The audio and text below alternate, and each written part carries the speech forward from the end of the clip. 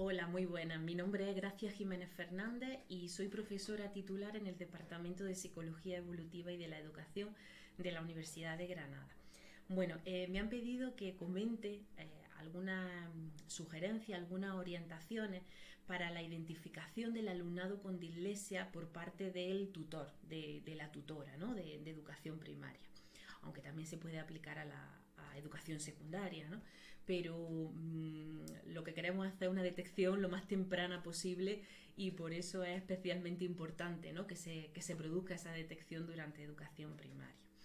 Bueno, desde mi punto de vista, el tutor tiene un papel fundamental, relevante al máximo, tiene un papel crucial en la identificación del alumnado con dislexia, porque aunque no realice la evaluación psicopedagógica y no realice las funciones que son del equipo de orientación o incluso las funciones que son de los maestros especialistas AL o PT, el docente, el tutor, la tutora sí que tiene una situación muy privilegiada porque tiene un contacto directo con el alumnado. Diariamente, puede hacer un seguimiento diario de su evolución, puede darse cuenta de muchísimas manifestaciones que están evidenciando que ese niño tiene dislexia, ¿no? Entonces, él pasa muchísimo tiempo, cosa que no pasa en otros profesionales, aunque sean ellos los que tengan que realizar el diagnóstico, ¿no? Como el caso del Departamento de Orientación, pero sí que tiene esa información que no tiene un orientador, porque el orientador puede no conocer ni siquiera a ese alumno en concreto, ¿no?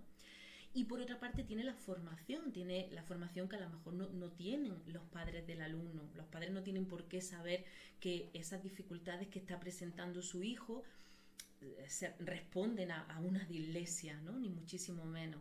Es el docente, es el tutor el que atando cabos puede decir esto suena mucho a lo que podría ser un aprendizaje, una dificultad de aprendizaje en la lectura, ¿no? Entonces, un papel fundamental con el objetivo de, como comentaba antes, de realizar una detección lo más temprana posible. Porque sabemos que la detección temprana es la que nos permite que la intervención sea mucho más efectiva y además también nos va a evitar que el niño, que el alumnado con dislexia desarrolle consecuencias secundarias de esa dificultad lectora, como puede ser pues, problemas en comprensión lectora, problemas afectivos motivacionales, etcétera. Entonces, la intervención temprana nos lleva a poder evitar ese tipo de problemas, pero para hacer una intervención, para darle una respuesta educativa adecuada a ese niño, pues evidentemente necesitamos una identificación también temprana, ¿no? Y ahí el papel del docente generalista, del docente tutor, como queramos denominarlo, es fundamental. Entonces, ¿cómo se puede dar cuenta cómo un docente que tiene 25 niños en la clase, cada uno con sus características y con sus peculiaridades, cómo se puede dar cuenta de que está ante un niño con dislexia? Bueno, lo primero que se va a dar cuenta es que su rendimiento es bajo, ¿no? Es decir, los objetivos relacionados con la lectura, ya de primero a sexto, los objetivos son muy diferentes, pero sí que hay una evidencia de que el niño no está consiguiendo los objetivos al nivel de los compañeros, ¿no? Entre segundo y tercero se evidencia muy bien, no tenemos que esperar mucho. Un niño vamos a centrarnos en tercero de primaria. Un niño en tercero de primaria con desarrollo típico, es decir, sin dificultades, ya ha conseguido un nivel de fluidez muy adecuado.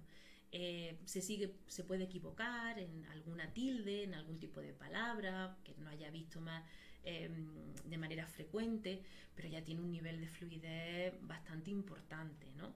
El niño con dislexia sigue mostrando esos silabeos, esos errores, aunque sean grafonemas, relación entre grafema y fonema más o menos simples, sigue teniendo como una mayor demanda cognitiva a la hora de leer y ya le está interfiriendo en su aprendizaje. Si queremos determinarlo de manera exacta, es decir, cuantitativa, podemos utilizar pruebas estandarizadas, ¿no? Sin problema ninguno, ya que lo que estamos evaluando es lectura y un maestro o una maestra evalúa la lectura de su alumno. La manera menos precisa es el número de palabras por minuto, pero que también se puede utilizar para identificar que no consigue leer el mismo número de palabras que el resto de sus compañeros. Pero insisto, hay muchas pruebas estandarizadas que se pueden determinar, ¿no? Desde momentos muy tempranos como primero de primaria, ¿no? Hay pruebas que se pueden aplicar en primero de primaria que nos pueden indicar si el niño ya está significativamente por debajo de lo que se esperaría. Entonces ese sería nuestro punto de partida, ¿no? Hay un rendimiento que bueno, que no se corresponde con lo que se esperaría de esa edad concreta, ¿no?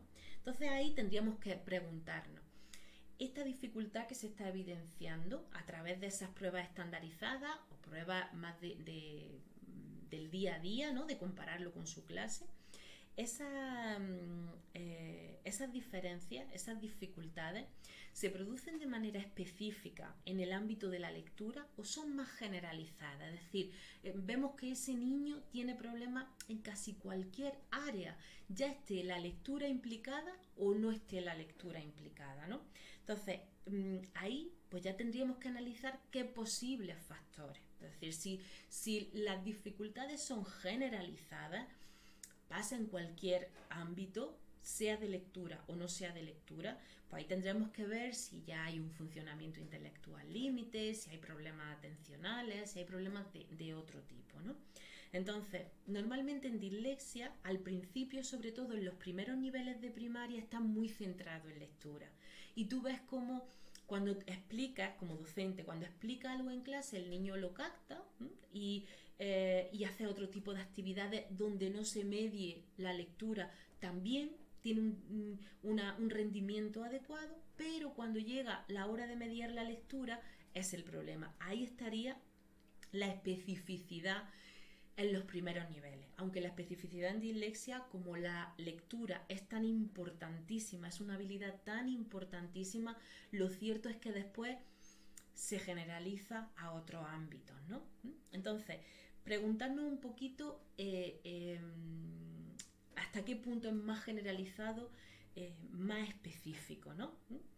También preguntarnos si hay alguna razón que podría estar explicando ese fallo en el aprendizaje de la lectura. Imaginamos un niño que nosotros somos sus tutores este primer año y a lo mejor pues estamos en cuarto de primaria, ¿no? Por ejemplo, estamos en cuarto de primaria, nos llega ese niño y vemos que realmente tiene problemas de fluidez lectora, aunque es preciso, porque a lo mejor en un cuarto es preciso, quiero decir, no se equivoca mucho, pero es muy lento al leer, lee sílaba por sílaba. Cuando toda la clase ya ha terminado de hacer una actividad, él sigue sin poder terminarla, ¿no? Ese tipo de características. Es lo que nos iría a decir, y es específico porque es de la lectura, ¿no? Entonces, ya decimos, uy, esto tiene pinta de una dislexia, ¿no? Ahora tenemos que preguntarnos, ¿hay alguna causa que esté explicando esto? Es decir, imagina un niño que acaba de llegar a este colegio concreto, pero que por el trabajo de los padres o por cualquier otra razón ha ido cambiando mucho de centro, ¿no? Y entonces se puede decir que la enseñanza formal de la lectura ha sido pues no de la manera más adecuada posible, ¿no? Entonces, evidentemente para aprender a leer te lo tienen que haber enseñado.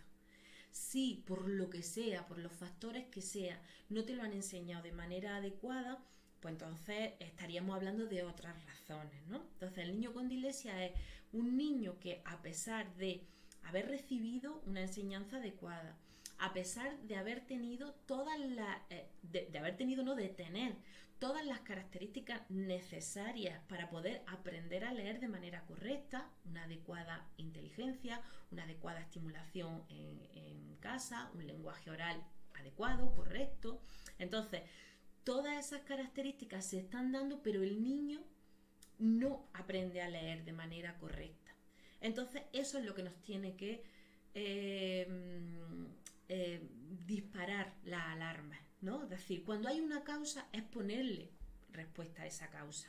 Imagina un niño que acaba de llegar de Rusia, su lengua materna es el ruso, hablan en ruso en casa y lee en español lento. Pues evidentemente no estaríamos hablando de una dislexia, hay una causa clara que está explicando esas dificultades en comprensión lectora. Entonces, tenemos un niño con esas dificultades, pero que no hay ninguna causa que pueda estar explicando qué le está pasando. En ese momento ya hay que empezar a evaluarlo de una manera formal. Hay que empezar a moverse para que ese niño reciba la respuesta educativa lo más pronto posible. Porque cuanto más tardemos, más consecuencias secundarias va a haber, muchas más, a nivel, ya digo, de comprensión lectora y a nivel de afectivo motivacional, de las emociones de ese niño, cómo se va a encontrar dentro del ambiente escolar tan demandante a nivel de lectura, y todo eso se puede ir evitando o por lo menos compensando si hacemos esa detección temprana. Entonces, por resumir un poquito, estar muy atento a rendimientos significativamente por debajo de la media que le están afectando ya a la consecución de los objetivos del curso concreto, ¿no? Eso lo primero. Después, la posibilidad de aplicar pruebas concretas que nos aseguren, que nos den datos cuantitativos o al menos aproximados de que ese niño se aleja significativamente de lo que se esperaría de ese curso concreto, ¿no? Entonces eso sería ese segundo paso. Y después ya ver las razones, si hay alguna razón que explica, ¿no? Que explica esas dificultades, ¿no? Por supuesto, ver si es específico o si es generalizado, como he comentado antes, ¿no? Porque al mismo tiempo que estamos como docentes intentando identificar una dislexia, a lo mejor nos podemos encontrar identificando un niño con funcionamiento intelectual límite. Y también eso es estupendo porque ellos también lo van a necesitar, aunque el tema que nos ocupa hoy sea la dislexia. Pero con esa sensibilidad a la hora de ver rendimientos que no se ajustan, podemos sacar al niño con dislexia, pero también podemos sacar otro tipo de dificultades al ver que ya son más generalizadas o que se han extendido. Bueno, podemos ir analizando otro tipo de problemas que también pueden salir a la luz y también necesitan una respuesta educativa determinada.